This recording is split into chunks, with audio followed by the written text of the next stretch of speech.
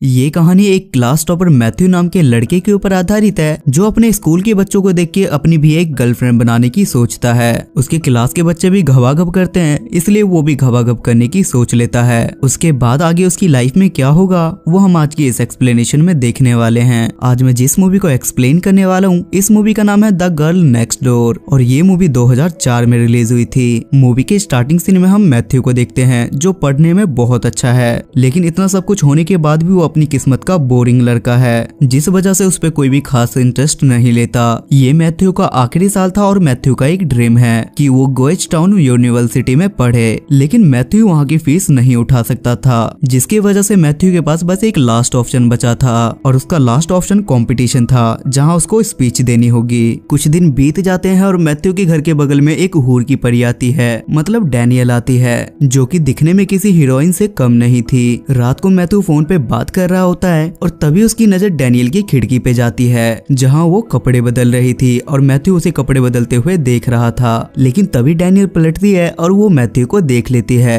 तभी Daniel Matthew के घर जाती है और मैथ्यू के पापा उससे बोलते हैं कि हरामखोर नीचे आ, जिसे सुनने के बाद मैथ्यू की फटके चार हो जाती है। जब मैथ्यू नीचे आता है तो उसके पापा उससे बोलते हैं कि डैनियल यहाँ पे नहीं है और इसे अपने कजन के पास जाना है और मैथ्यू को बोलते हैं कि तुम इसके साथ जाओ, जिसके बाद ये दोनों घर से निकल जाते हैं। रास्ते में डैनियल मैथ्यू से पूछती है कि तुझे मेरे संतरे बिना कपड़ों के कैसे लगे, जिस पे मैथ्यू उससे बोलता है कि ये सब बस एक इत्तेफाक था, जिस पर डैनियल उससे बोलती है कि चल कपड़े उतार और वो उसके सारे कपड़े उतरवा देती है। और जब वो अपने सारे कपड़े उतार देता है तो डैनियल उसे गाड़ी से नीचे उतार के गाड़ी लेके भागने लगती है, पर डैनियल उसके साथ मजाक कर रही थी और ये सब कुछ होने के बाद उन दोनों के बीच में दोस्ती काफी बढ़ जाती है। अगले दिन डैनियल मैथ्यू को क्लास से बाहर ले आती है और क्लास से बाहर आने के बाद ये दोनों आपस में मौज मस्ती करने लगते हैं, जिसके बाद ये दोनों एक स्विमिंग पूल में जाके नहाने भी लगते हैं। लेकिन तभी मैथ्यू को रियलाइज होता है कि ये स्विमिंग पूल तो उसके प्रिंसिपल का है, जिस वजह से वो दोनों किस करते टाइम ही वहाँ से भाग जाते हैं। पूल के बाद ये दोनों मैथ्यू के फ्रेंड के पार्टी में जाते हैं जहाँ मैथ्यू के दोस्त उसे डैनियल के साथ देख के बौखला जाते हैं और वो मैथ्यू का पत्ता काट के खुद डैनियल के साथ नंबर बढ़ाने लगते हैं। लेकिन मैथ्यू डैनियल को हाथ से देने जाने वाला नहीं था और वो पार्टी में सबके सामने उसे किस कर देता है। किस करने के बाद मैथ्यू की खुशी का ठिकाना नहीं था, लेकिन तभी उसके पास उसका एक गंदी शकल वाला दोस्त आता है और वो उसे बोलता है कि भाई जिसे तू फूल परी समझ रहा है वो तो एक आलू बम है, ये कोई लड़की नहीं बल्कि एक घबाघब स्टार है, जिसे सुनने के बाद मैथ्यू का दिल टूट जाता है। तब उसका दोस्त उसे बोलता है कि भाई वो घबाघब स्टार है तो क्या हुआ, तुझे इस चीज का फायदा उठाना चाहिए, तू उसके साथ जो चाहे तो उसके साथ कर सकता है। ये सुनने के बाद मैथ्यू सीधा डैनियल के पास जाता है और डैनियल मैथ्यू की ही बचपन की फोटोज देख रही थी, जिसपे मैथ्यू से बोलता है कि आओ मैं तुम्हें कहीं बाहर ले चलता हूँ। वो दोनों साथ में एक होटल में जाते हैं जहाँ मैथ्यू डैनियल को घोड़ी बनने के लिए बोलता है। थोड़ी देर बाद डैनियल भी समझ जाती है कि आखिर मैथ्यू मेरे साथ क्या करना चाहता है। तब डैनियल उसे बोलती है कि तुम जैसा समझ रहे हो वैसा बिल्कुल भी नहीं है और मैंने गेम बजवाना कब का छोड़ दिया है, पहले मैं एक घबाघब स्टार थी लेकिन अब मैं वैसा कुछ भी नहीं करती।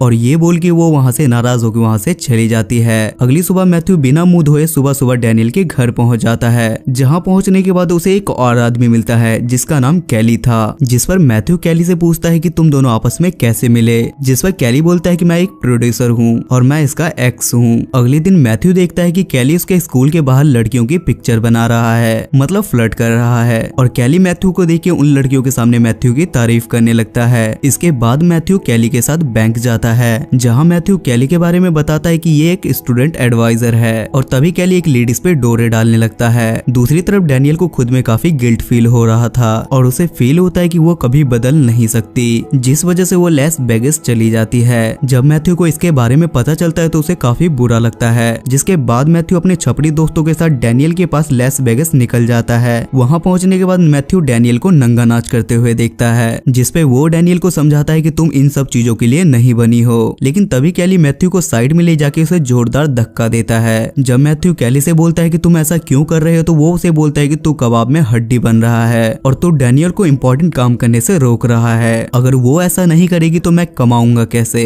कैली की इतनी सारी बात सुनने के बाद भी मैथ्यू डैनियल के पास जाता है और वो फिर से डैनियल को समझाता है कि तुम्हें यहाँ से निकलना चाहिए, तुम इससे अच्छी लाइफ डिजर्व करती हो। अगले दिन डैनियल मैथ्यू को स्कूल के लिए लेने आती है। स्कूल जाते समय मैथ्यू डैनियल से प्रॉम में उसके साथ जाने के लिए बोलता है। आज मैथ्यू का बहुत स्पेशल दिन था क्योंकि आज अगर वो सही से स्पीच देके स्कॉलरशिप जीत जाता है तो फाइनली वो शहर के बड़े यूनिवर्सिटी में चला जाएगा। लेकिन तभी क्लास के दौरान कैली वहाँ आता है और वो मैथ्यू को घसीटते हुए वहाँ से ले जाता है, क्योंकि मैथ्यू ने डैनियल को वहाँ से भगा के कैली के $30,000 का नुकसान करवा दिया था। मारने के बाद कैली उसे ड्रग देके उसे ह्यूगो के घर से ट्रॉफी चुराने के लिए बोलता है और चोरी करते समय कैली पुलिस को फोन कर देता है, जिस वजह से पुलिस मैथ्यू के पीछे पड़ जाती है। लेकिन मौके पे मैथ्यू के दोस्त आके उसे वहाँ से ले जाते हैं, जिसके बाद मैथ्यू और डैनियल दोनों स्कॉलरशिप की स्पीच देने के लिए जाते हैं, जहाँ मैथ्यू के ऊपर सस्ते नशे का असर होने लगता है। जिसके बाद मैथ्यू स्कॉलरशिप की स्पीच दे देता है, लेकिन उसे स्कॉलरशिप नहीं मिलती। ये देखने के बाद मैथ्यू को काफी बुरा लगता है, लेकिन ये तो बस मुसीबत की शुरुआत थी। जब मैथ्यू बैंक जाता है तो उसे पता चलता है कि जो 25,000 उसने फंड सेव किए थे एक कंबोडियन स्टूडेंट के लिए, वो कैली स्टूडेंट एडवाइजर बन के उसे ले गया है। पैसे चोरी होते के साथ ही मैथ्यू के पैरों तले जमीन खिसक जाती है। उसके बाद वो ये सारी बातें अपने दोस्त और डैनियल को बताता है, जिसके बाद ये सब लोग मिलके कैली को सबक सिखाने का प्लान बनाते हैं। मैथ्यू और डैनियल दोनों ह्यूगो के पास जाते हैं और ह्यूगो भी कैली की तरह एक प्रोड्यूसर था